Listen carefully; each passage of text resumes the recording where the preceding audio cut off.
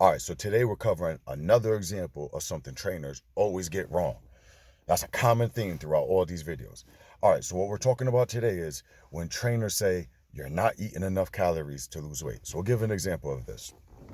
A woman will come into a new trainer and she'll be like, I just don't know what to do. I was losing weight. Everything was going great. I stopped losing weight. I plateaued.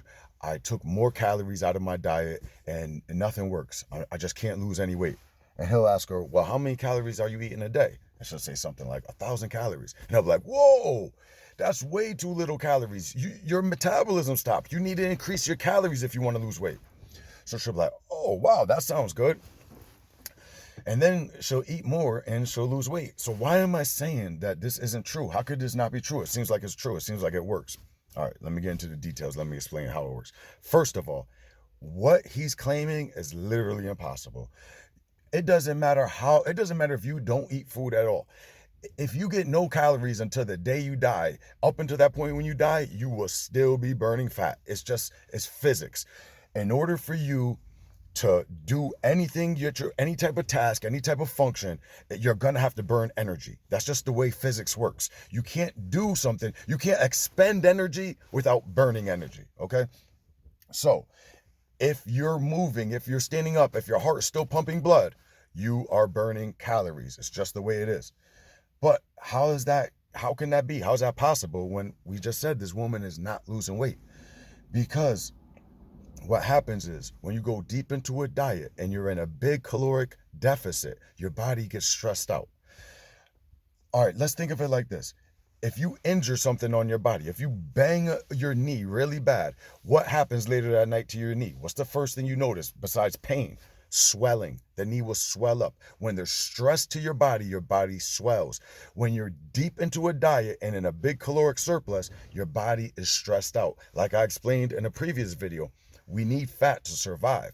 If your body doesn't know you're on a diet, if you're in a big caloric deficit, deep into a diet, your body thinks you're dying. Your body thinks you just don't have access to food anymore. So your body gets stressed. So just like if you're injured, your body will swell. What does it swell with? Water. We get bloated.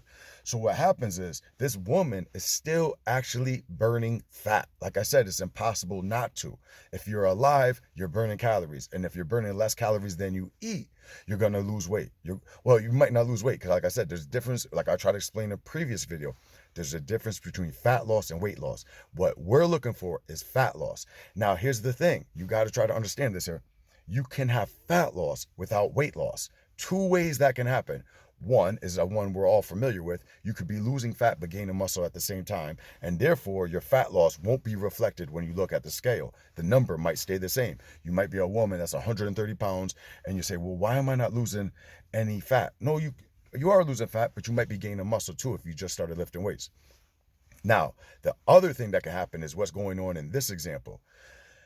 Your body is stressed from all the dieting you're doing, so you're getting bloated, you're retaining water. So you get on the scale and it's still saying 130 pounds and you can't figure out why because you're barely eating and you're doing a ton of cardio. It's because your body is stressed, you're retaining water, but you're actually still burning fat. So why is it that when she eats more calories, it seems like the advice this trainer gave her worked because she actually did lose a good amount of weight? It's because your body doesn't think it's dying anymore. So it drops all that water. You're not bloated anymore. It flushes all that water out of your system. You get on the scale the next day and you're like, wow, that advice really was true. I was eating too few calories. I do need to start increasing my calories.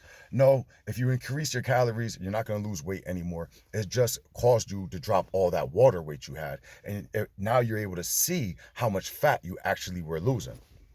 So here's the thing. You'll say, so what am I supposed to do? If I keep dieting like this, I'm just going to be bloated. And even though you say we don't care about water weight, we care about fat, I still don't want to be bloated and overweight. Yeah, that's true. But here's the thing. Losing water weight is way easier than losing fat. You can lose all the water you're retaining in a matter of hours, literally. But it's going to take you weeks and weeks and weeks to burn off fat to get to your goal with fat loss. So the solution is simple. It's called diet breaks.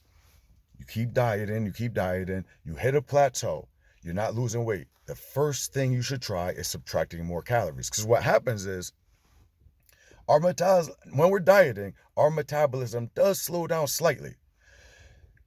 But there's nothing we can do about that. We don't increase our calories. We actually have to reduce our calories a little bit.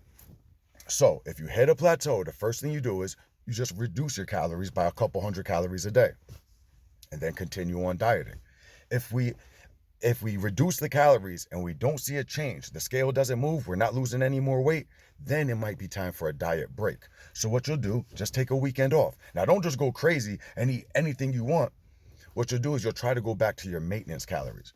So that's going to be, if you were trying to lose 2 pounds a week, then you'll add in 1,000 calories for the day. If you were only trying to lose a pound a week, you'll add in 500 calories for the day. And that's going to make an amazing difference. See, the thing is, a calorie is a measurement of how much energy that food has.